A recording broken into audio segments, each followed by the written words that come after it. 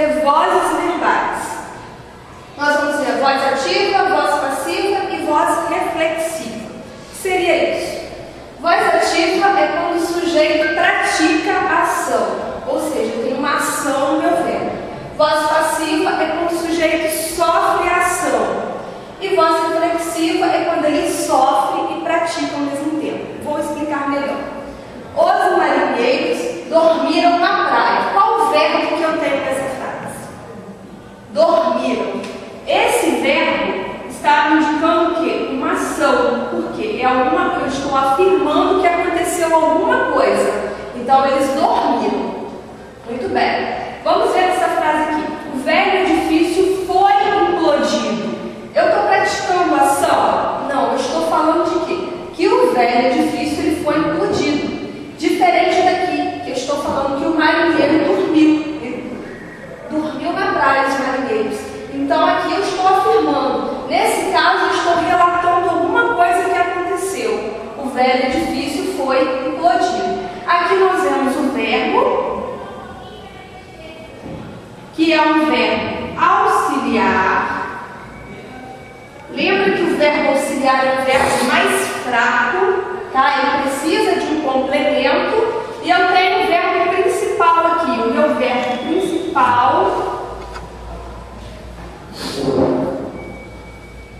ele está no particípio implodido. Ele está no particípio. Então, na voz passiva, eu tenho um verbo auxiliar, mais um verbo no particípio. Essa é a voz passiva analítica. Eu tenho a voz passiva sintética. O que seria a voz passiva sintética? Eu tenho um pronomezinho se. Eu tenho um pronomezinho se e o meu verbo vai estar sempre na terceira pessoa. Verbo na terceira pessoa e partícula se, eu tenho voz passiva sintética. Vendeu-se o carro. Então aqui nós temos, na analítica, verbo auxiliar com o verbo principal no particípio e na sintética nós temos o pronome se, que é a partícula passivadora, mais o verbo na terceira pessoa. Vamos ver a voz reflexiva. Márcia cortou-se. Aí vocês poderiam me dizer o seguinte: está na terceira pessoa? Está. Tem a partícula se? Tem. Só que o cortou-se me dá uma ideia de praticar e sofrer ação ao mesmo tempo. Ela praticou o ato de cortar e ao mesmo tempo essa prática foi sobre ela sofreu a ação. Então nós temos aqui voz ativa, quando existe uma ação. Passiva, quando sofre a ação. E a reflexiva, quando pratica e sofre a ação. Agora os exercícios. Como eu falei, está na voz passiva analítica. O que é a voz passiva analítica? Tem um verbo de ligação, mais o verbo principal no particípio. Essa é a voz analítica. Eu vou passar para a voz sintética. Na voz sintética, eu tenho um pronomezinho se e tenho um verbo na terceira pessoa, ou singular ou plural. Como ficaria? Aulas de português são dadas naquela casa. Ó. São, verbo de ligação, dadas, verbo principal particípio. Como ficaria? Dão-se. Por que dão-se? Porque eu tenho um verbo na terceira pessoa, mais a partícula se. Dão-se aulas de português naquela casa.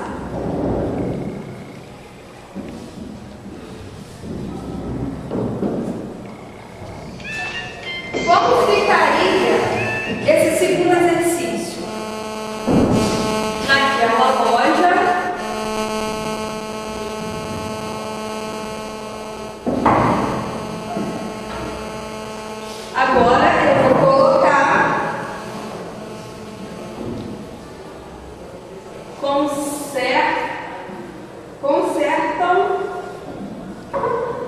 C,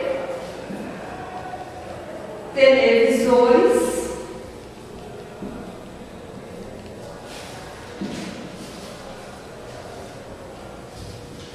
Naquela loja consertam-se televisores. Por que consertam-se? Porque eu tenho o verbo na terceira pessoa, mais o ser. Estou passando para a voz sintética. Exercício de número 2. Ocorre voz passiva com o pronome ser na opção. O orador referiu-se a fatos recentes.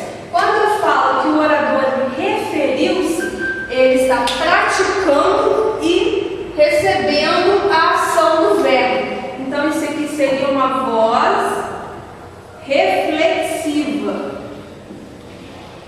porque ele pratica e recebe ação. As pessoas presentes cumprimentaram-se, também seria uma voz reflexiva. Também pratica e sofre a ação. Vendem-se livros a preço de custo. Ninguém se livra da ação do tempo. Vamos ver. Vendem-se livros a preço de custo. Eu tenho o verbo na terceira pessoa. E tenho ser, a partícula ser. Então, nesse caso aqui, ele só está sofrendo ação, porque é como se eu estivesse relatando, falando de um fato. Vende-se livros a preço de custo. Então, nesse caso, é a resposta certa. Ninguém se livra da ação do tempo. Esse ser aqui é um pronome, só está indicando que é um pronome. Iniciaremos agora uma aula a respeito de advérbio. O que é o advérbio? Lembra nos exercícios anteriores que eu falei para vocês que advérbio é a palavra que modifica o verbo, o adjetivo ou um outro advérbio. Vejamos aqui o exemplo. O navio não chegou hoje.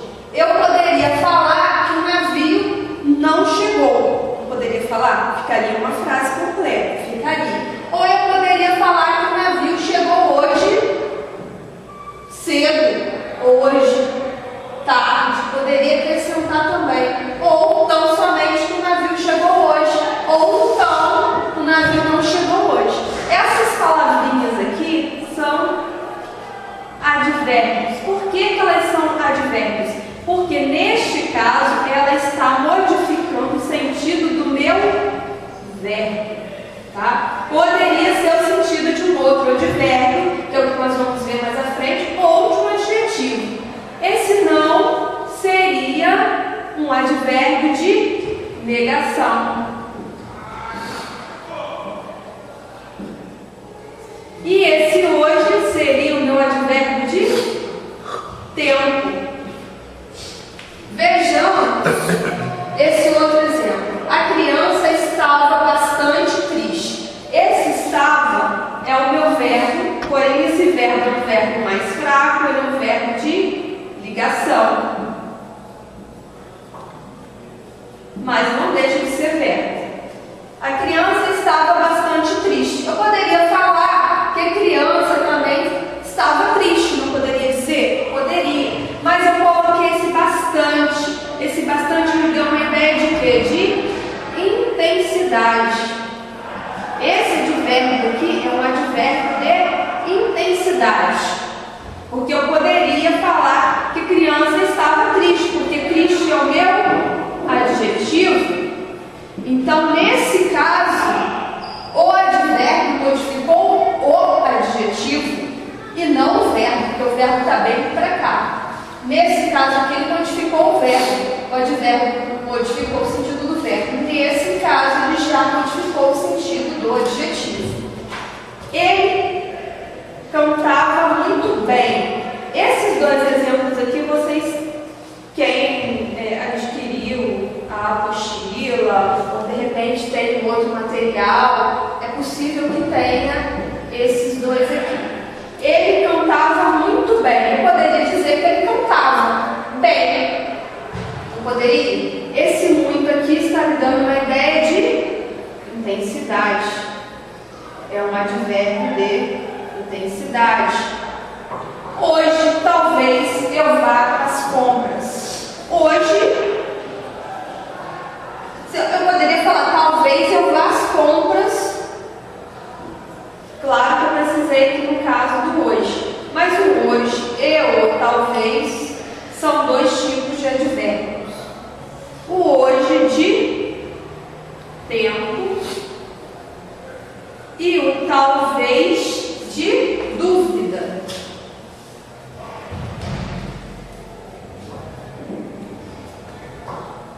Aqui, só para completar, eu coloquei os tipos de advérbio que nós temos: afirmação, dúvida, intensidade, modo, negação, tempo.